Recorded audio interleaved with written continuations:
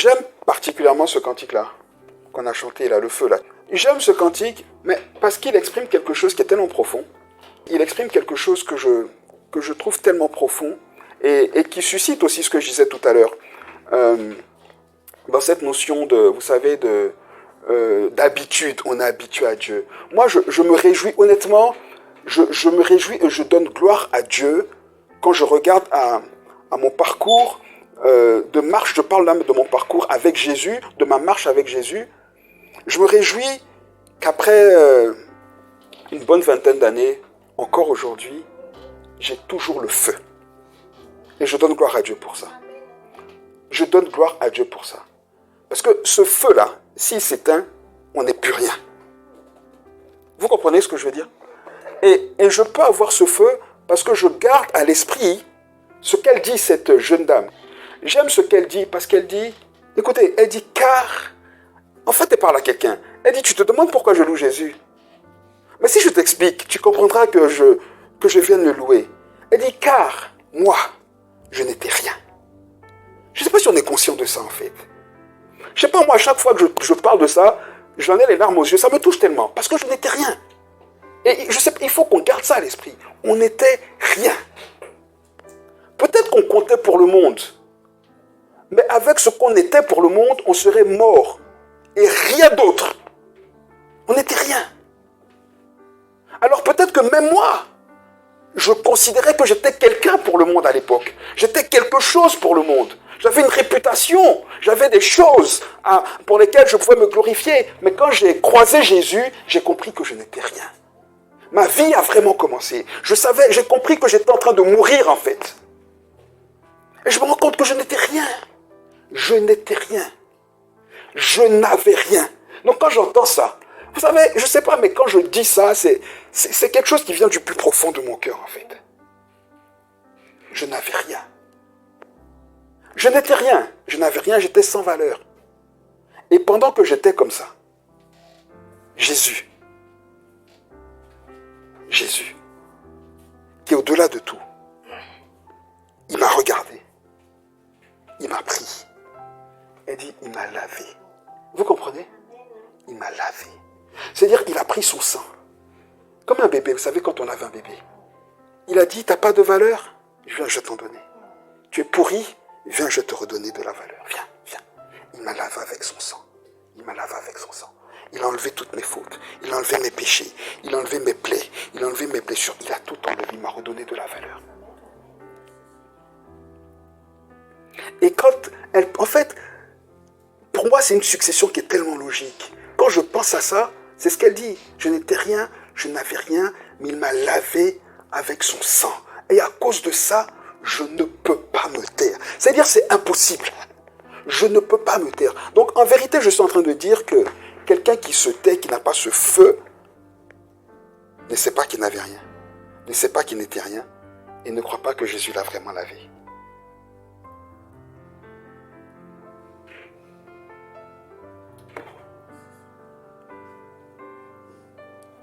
C'est pour ça que j'aime ce cantique-là. Vous êtes avec moi ou pas? Ça va me donner de faire une transition sur mon message de ce matin. On rentre dans un temps de Pâques. Et encore une fois, c'est ce que je dis. Vous savez, nous les évangéliques, on est les champions de critiquer les autres. Hein. Alors les cathos, c'est ceux qui en prennent le plus dans la figure avec nous. Hein. Ouais, nous les cathos, c'est pas les chrétiens les cathos. Ils sont cathos. Nous, on juge que les catholiques ne sont pas sauvés. Mais c'est grave quand même. Parce qu'il y a des catholiques qui sont sauvés. Comme il y a des évangéliques, écoutez bien ce que je dis. Beaucoup d'évangéliques n'iront pas. Dans l'état actuel là, beaucoup n'iront pas au paradis. Ça, je vous dis la vérité. Hein. C'est pourquoi? Parce que dans nos églises, on dit qu'il faut donner l'argent et qu'on sera béni. On nous fait payer de l'évangile, et nous aussi, on paye l'évangile et on croit dans ça. Je vous dis la vérité. Vous savez pourquoi j'ai cette liberté-là? Parce que je sais d'où je viens. Parce que je sais que moi, je n'étais rien. Et ce que Jésus a fait pour moi, là, je ne veux pas le perdre. C'est précieux. C'est précieux. plein de gens, des gens qu'on ne voit pas. Vous savez, des gens dont on a l'impression que le ministère ne fleurit pas. Alors qu'en vérité, il faut un travail spirituel qui est en profondeur. Vous voulez aller vers les gens qui ont du monde, des gens qui mettent des costumes à 3 pièces ou pas, ils ne peuvent même plus respirer, ils sont comme ça, ils ne peuvent plus prêcher, des gens qui commencent à se maquiller. Et c'est derrière les gens comme ça, mais les efféminés, la Bible dit c'est des efféminés. Je ne sais pas si vous vous rendez compte, hein? La Bible dit c'est des efféminés. La Bible dit que les efféminés n'iront pas au ciel. On doit le dire. Que les gens soient d'accord ou pas. C'est ce que la Bible dit. La Bible dit. Alors il y a des gens qui naturellement sont efféminés, mais ils ne vont pas jusqu'à se maquiller en plus. Il y a des gens qui peuvent avoir comment on dit ça? Voilà, une prestance, voilà. Une prestance ou un corps qui fait qu'ils sont un peu efféminés. Je ne parle pas de ces gens-là. Je parle de ces gens qui s'efféminisent. Les gens qui vont, les garçons qui vont aller s'épiler un petit coup, qui vont se maquiller gentiment les yeux. Les garçons qui sont trop précieux, trop précieux. C'est pas bon, c'est les efféminés. Ils font comme les femmes. On ne dit pas ça? Faites attention. Faites attention.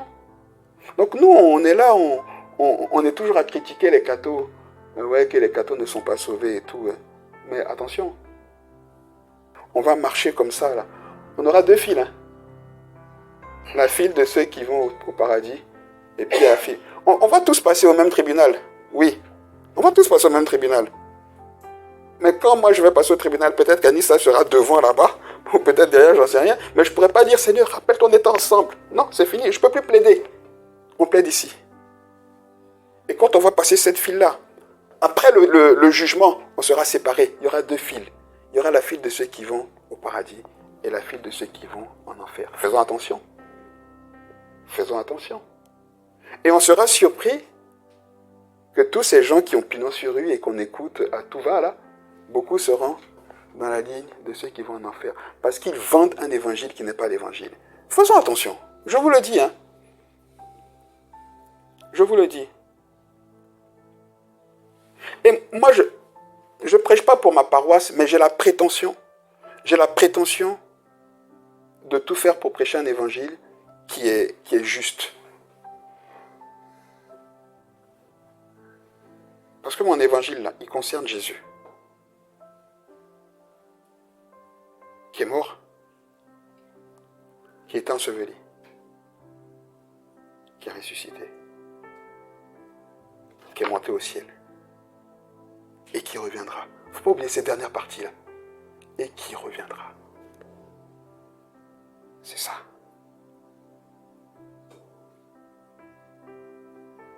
C'est ça. C'est ce que Paul dit. Paul dit, je traite durement mon corps, afin que, après avoir encouragé tout le monde à aller au ciel, moi, je ne sois pas perdu. L'évangile, il concerne cette réalité-là. L'évangile, il ne concerne pas les paillettes que l'Église commence à nous montrer aujourd'hui.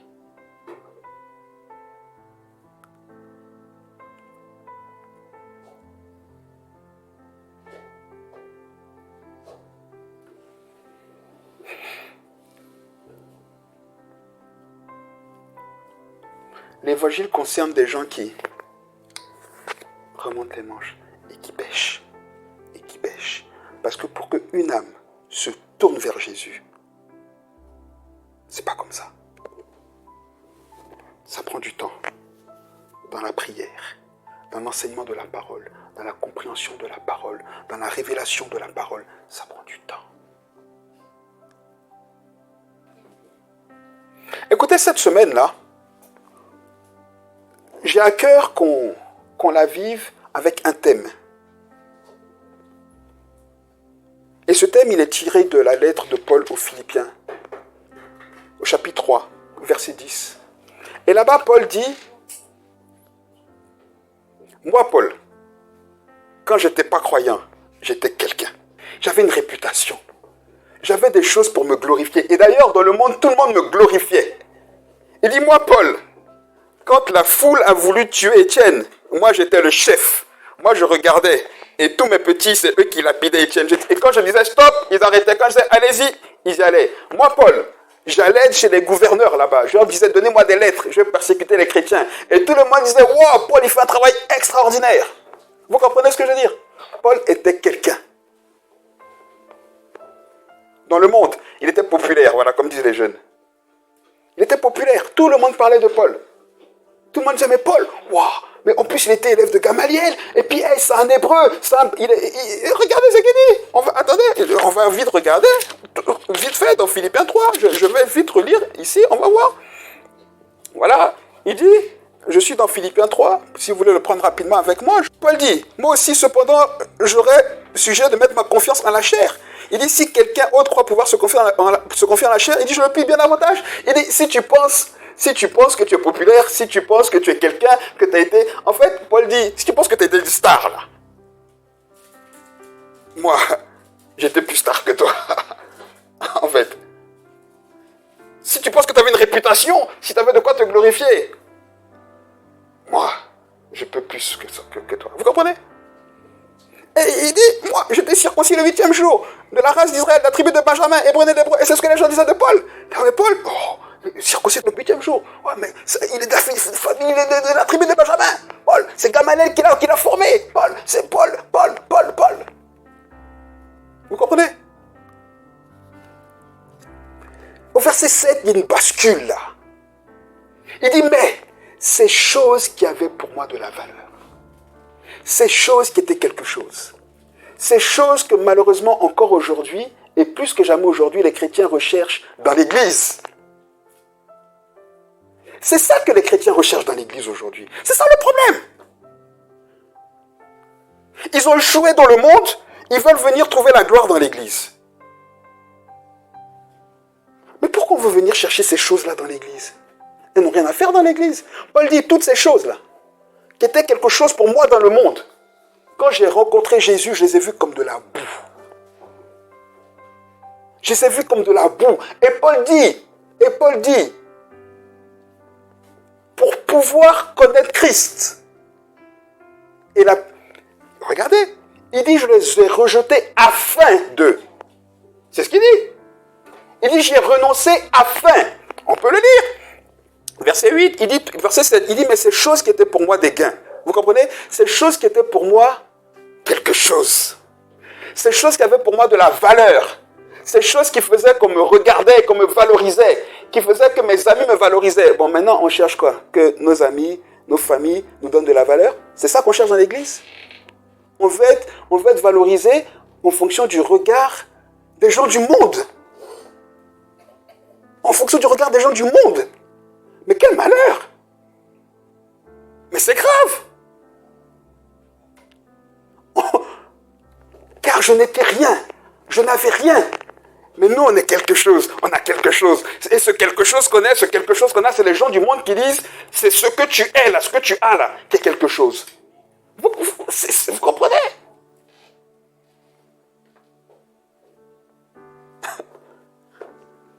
Paul dit, mais toutes ces choses qui avaient de la valeur pour moi, je suis là encore au verset 7, je les ai regardées comme rien à cause de Christ. Et même je regarde toutes choses comme une perte à cause de l'excellence, etc.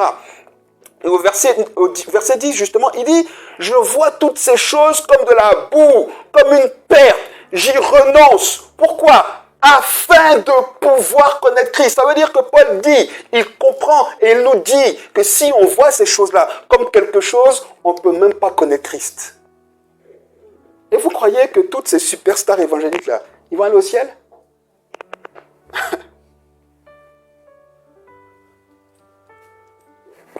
Je vous pose une question. Mais Jésus dit, mais la gloire là, tu l'as déjà eue. Moi je ne la partage pas, toi tu l'as déjà. En fait ta récompense, tu l'as eue, on t'a adoré sur terre. Alors peut-être que ce que je dis c'est violent, c'est choquant, hein. Mais je vous encourage à retourner lire ce que Paul dit. Paul dit, je les ai vus comme une perte afin de. Ça veut dire ce que ça veut dire, c'est du français. Afin de, c'est pour pouvoir, oui ou non? Oui ou non? Je travaille afin de pouvoir manger. Afin de pouvoir me payer des trucs. Il dit, je les ai vus comme une perte afin de pouvoir. Donc ça veut dire concrètement, De la même manière que cette conséquence est logique dans le fait que, c'est ce que la Bible dit, que celui qui ne travaille pas ne mange pas. Si tu ne travailles pas, tu ne peux pas manger. On est d'accord? De la même manière, si tu ne renonces pas à ces choses-là et que tu les vois comme valorisantes, tu ne peux pas connaître Christ.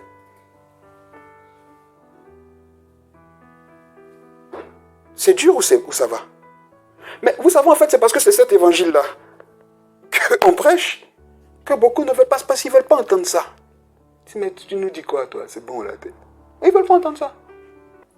Mais c'est cet évangile-là qui bâtit, c'est cet évangile-là qui a bâti les apôtres. Hein. Et c'est parce que Judas a refusé cet évangile-là qu'il est passé à perte et profit. Hein.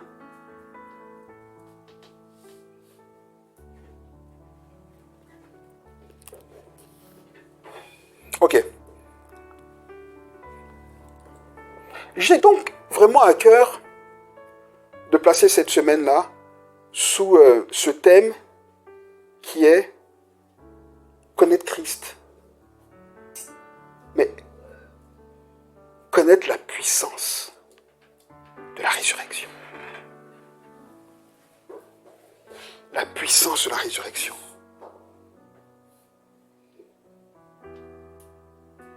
La puissance de la résurrection. Est-ce que vous savez que dans la résurrection, il y a une puissance?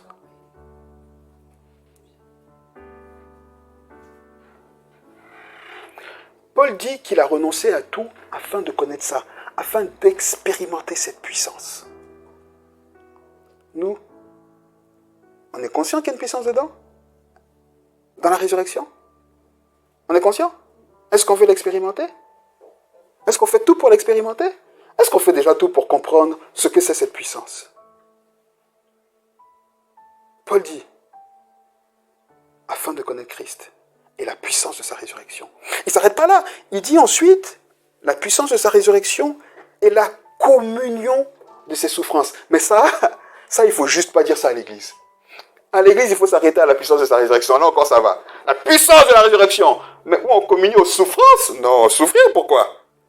Le chrétien, aujourd'hui, le chrétien ne veut plus souffrir.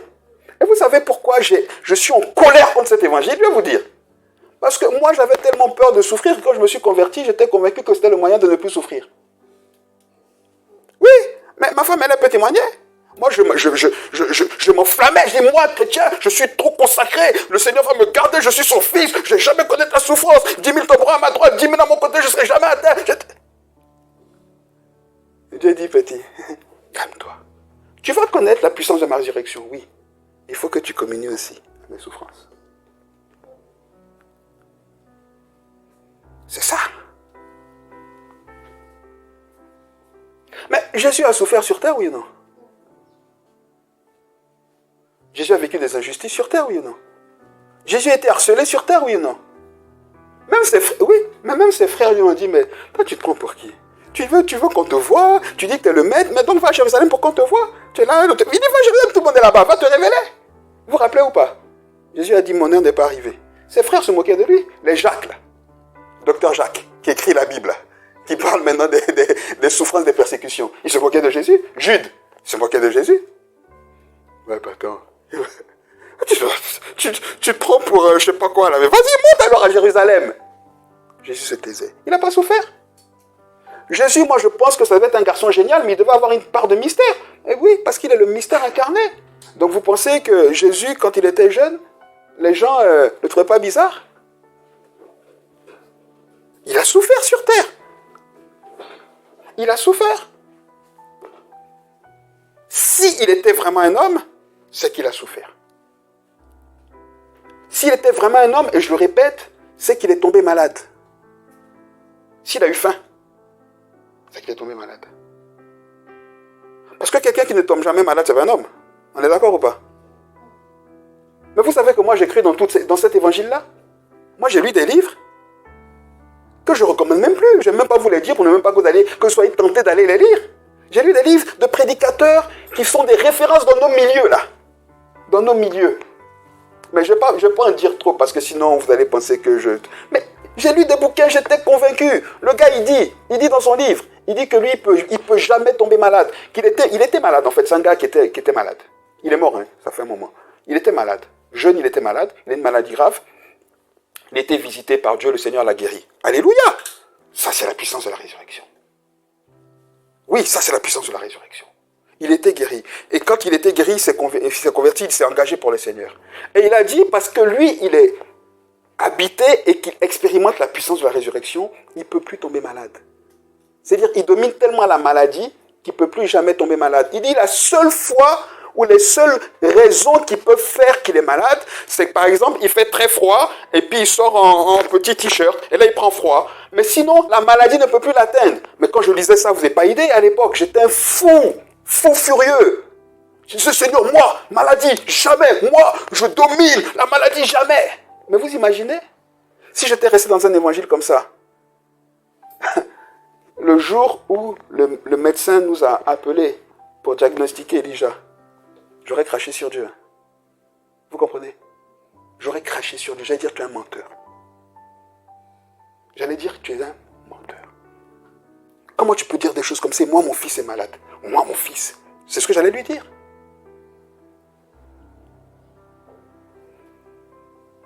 J'ai cru dans tout ça. Donc, je ne suis pas en train de dénoncer des choses qui n'ont... C'est des choses qui ont du sens pour moi.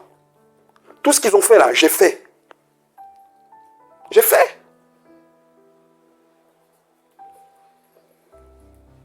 La puissance de la résurrection, c'est pas ça.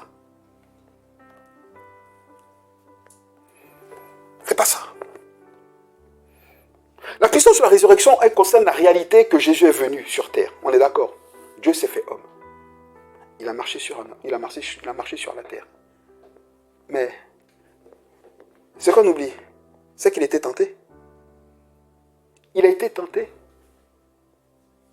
en tout point. Vous comprenez? Donc, Jésus, il était tenté de rentrer chez les soeurs. Oui, j'étais tenté aujourd'hui, alléluia, mais quelle épreuve! Oh.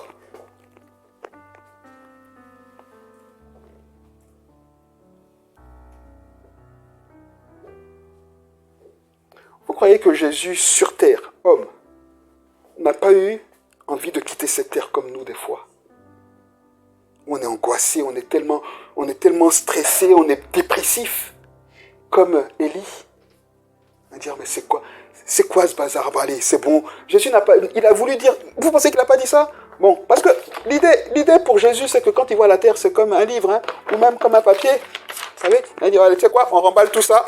You, on le brûle, on le jette à la poubelle et on recommence tout. Jésus aurait pu faire ça, oui ou non? Il aurait pu faire ça? Non. Pendant 33 ans. 33. Pour Jésus, c'est trop. Pendant 33 ans. Et même quand Jésus guérissait, qu'il montrait avec puissance, qu'il dominait toutes choses, le diable venait encore lui dire, toi tu es de Lucifer, toi. Ta puissance là, c'est moi qui te l'ai donnée.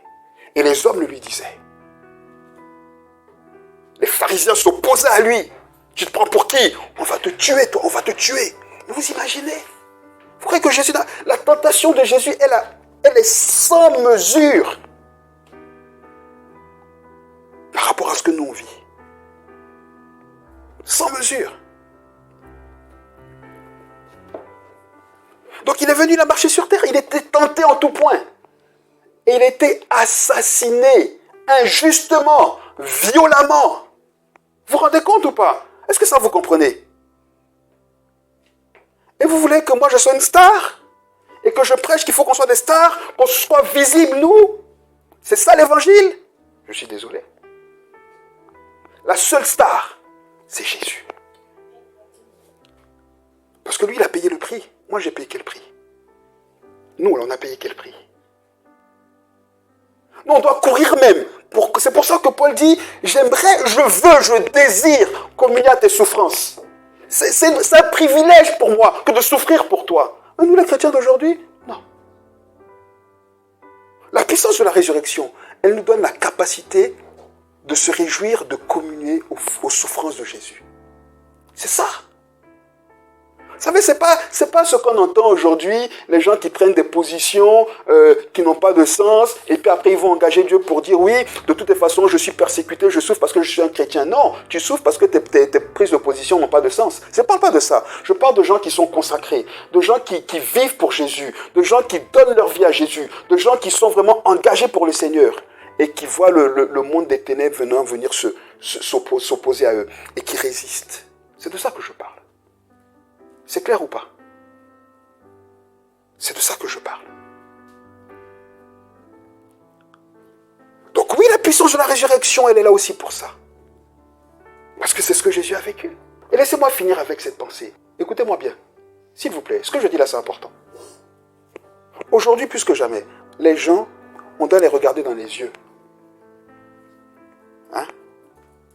Alors, le monde va nous persécuter davantage. Mais c'est écrit, hein? Oui, il n'y a pas de problème. Mais quand tu sais que tu n'étais rien et que tu n'avais rien, tu étais content qu'on te dise que tu vas mourir dans le péché, mais que tu peux être sauvé par le sacrifice de Jésus. Oui ou non?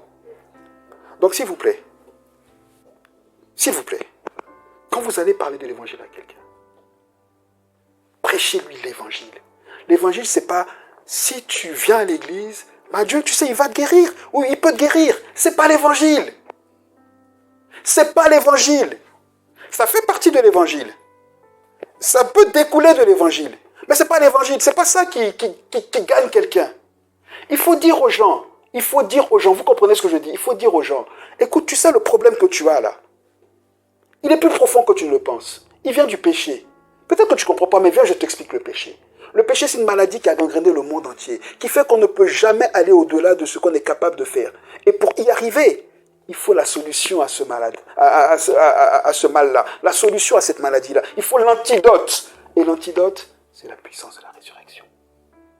Il faut que tu rencontres Jésus. Il faut que tu crois en Jésus. Parce que dans l'heure actuelle, tu es pécheur, tu es pécheresse.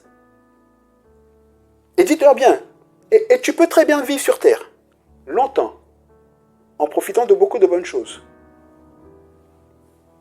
Mais tu vas mourir.